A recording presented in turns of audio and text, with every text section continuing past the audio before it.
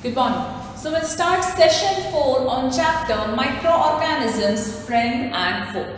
So in our previous classes, we understood that what are microorganisms, how are they useful to us, that is, they are friend to us, and how are they harmful to us, that is, we understood how they are friend and foe to us. Now in today's class, we will understand something about food preservation. Now what do you mean by food preservation? So a process of preventing the spoilage of food items by the action of microbes is called food preservation. The process of spoilage of the food items by the action of the microbes is called food preservation.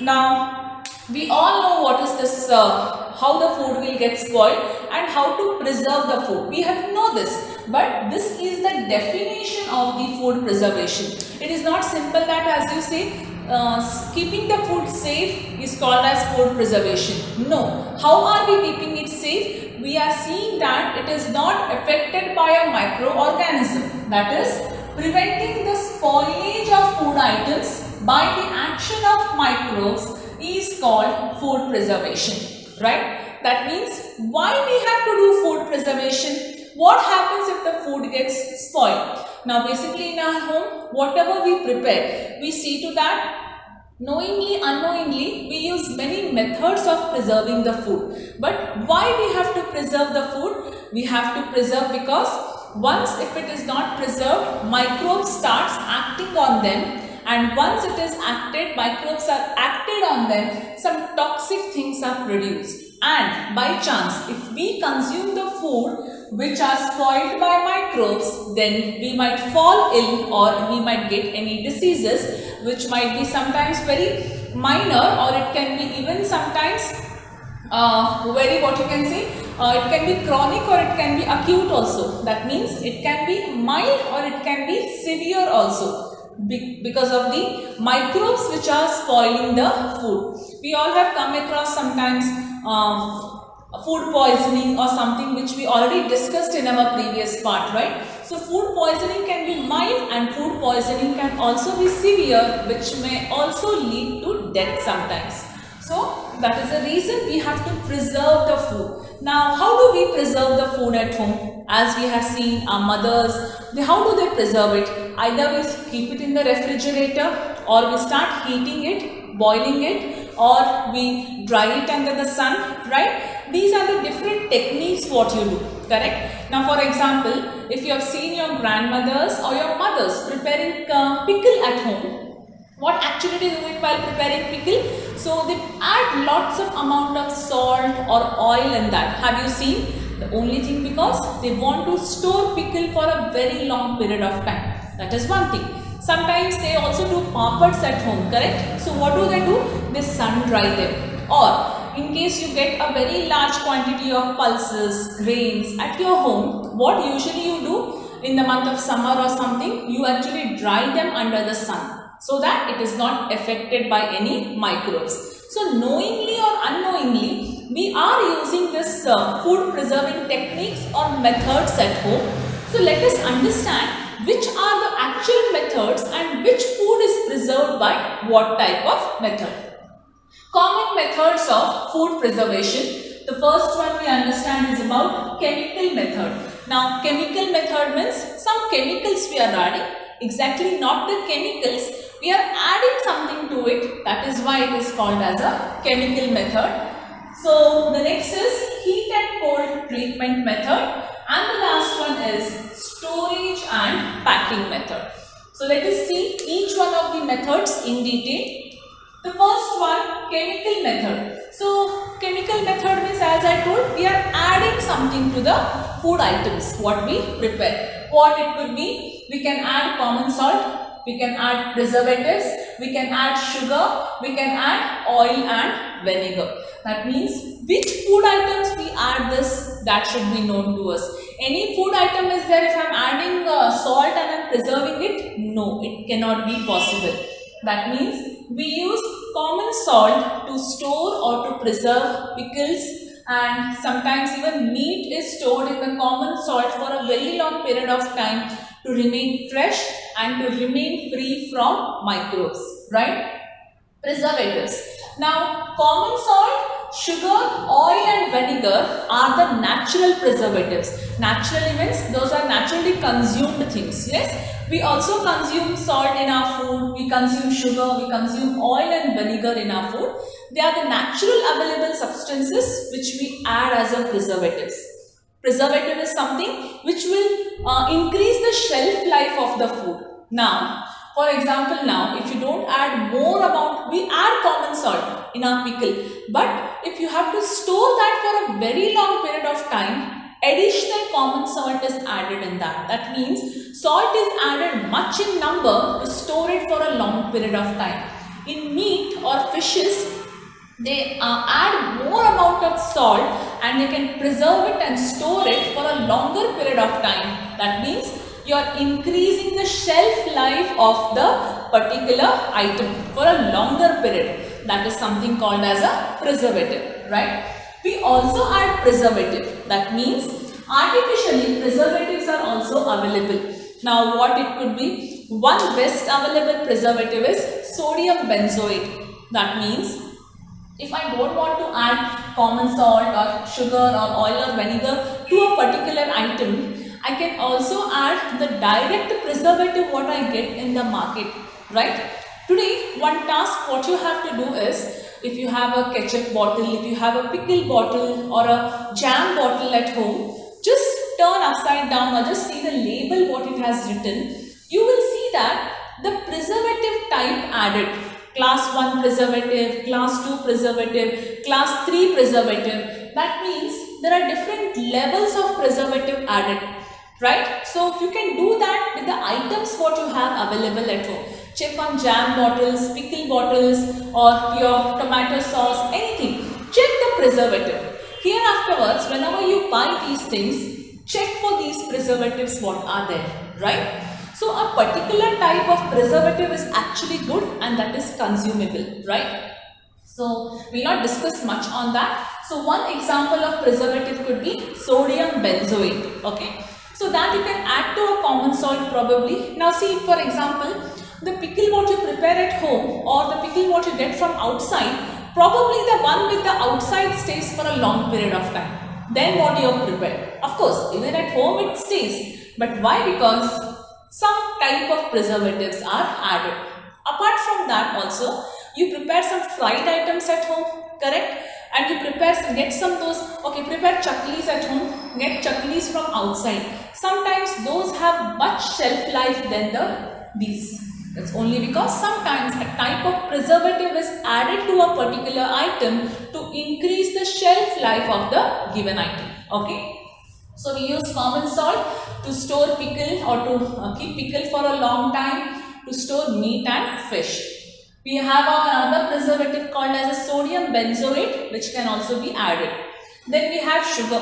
For example, if you are preparing jams or jellies, lots of amount of sugar is added because sugar is also a type of a preservative. Oil and vinegar, we also add lots amount of oil and vinegar to store or to preserve vegetables and pickle also. So this is about the chemical method of preserving the food. Next is heat and cold treatment. Now heat and cold treatment, yes, you got it right. You are heating it and you are cooling it. Now in this it can go even simultaneously or it can go only in one phase. Now best thing first, if I tell you about the first process itself is heat and cold treatment. That means I am heating it and cooling it immediately. So one example I can tell here is milk, right? We actually boil the milk for about 15 to 30 minutes at a particular temperature, say about for 70 degree, right? Once it starts boiling, we immediately cool it, right? This process of boiling the milk or the technique of preserving the milk and boiling it to a temperature of 70 degree in and about for 15 to 20 or to 30 minutes and suddenly cooling it is called as pasteurization. You all have heard about pasteurization, right? What packet milks what we get at our home, Nandini or whichever you get it at your place are all pasteurized milk, correct? You read in that, it will have written in that, pasteurized milk. What is pasteurization?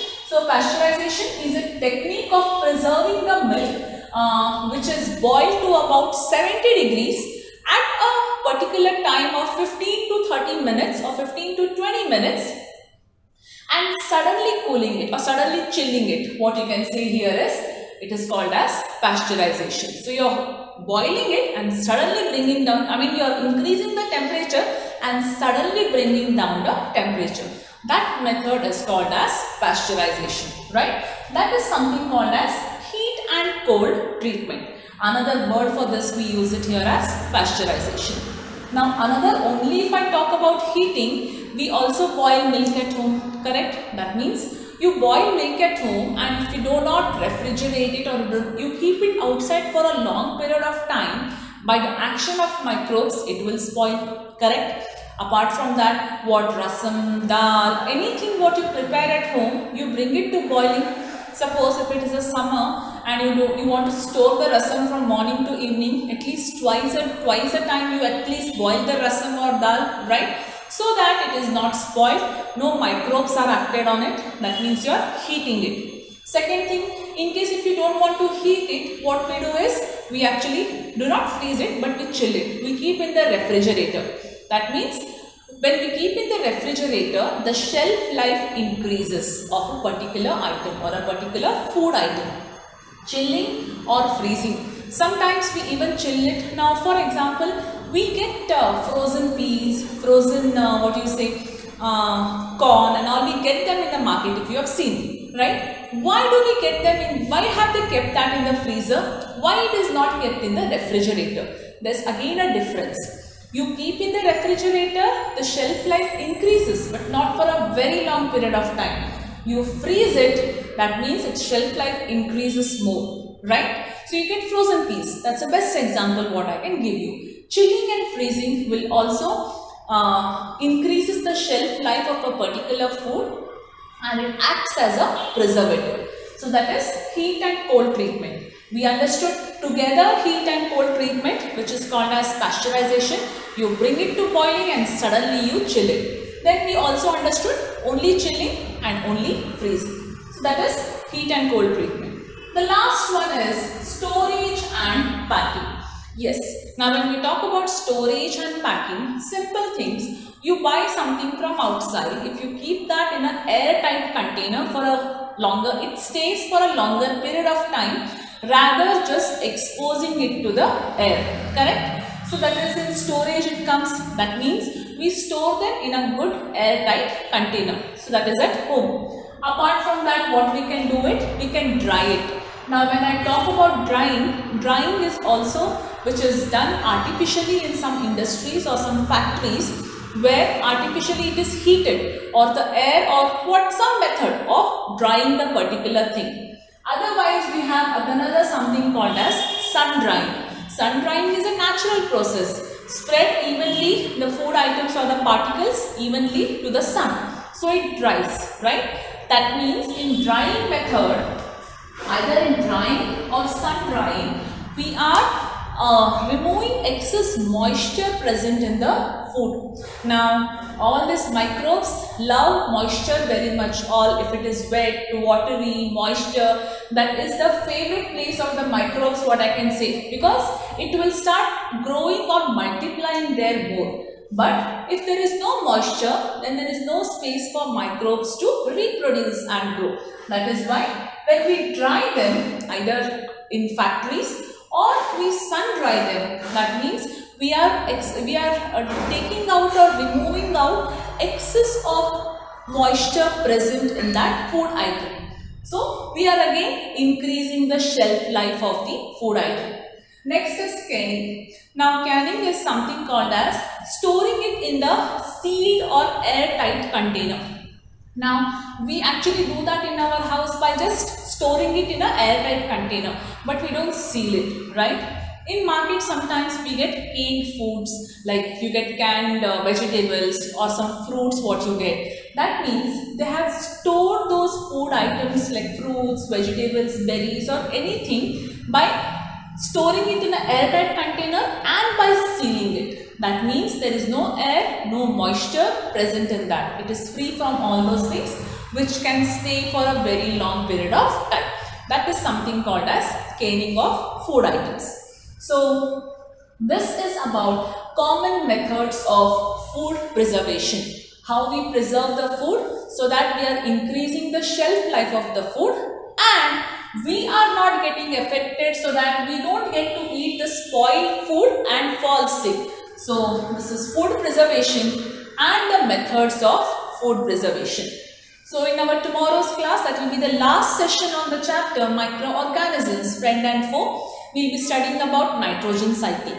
Like in the beginning we discussed how they act as how they clean the environment or how they increase the fertility of the soil. There we discussed something about they act as a fixers.